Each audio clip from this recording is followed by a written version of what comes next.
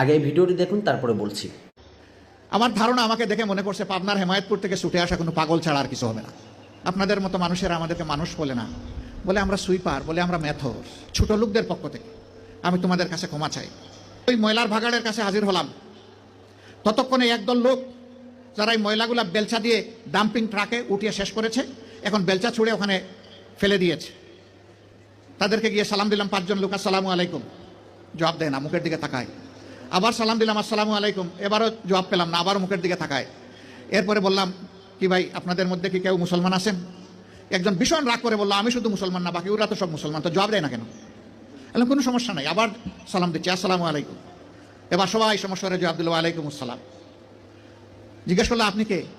বললাম আপনাদের জাতি ভাই। আপনি কি সিনেমা করতে আসছেন? আমার এই চেহারা দেখে মনে হয় যে আমি সিনেমা করতে আসছি। না, তা তো মনে হয় না।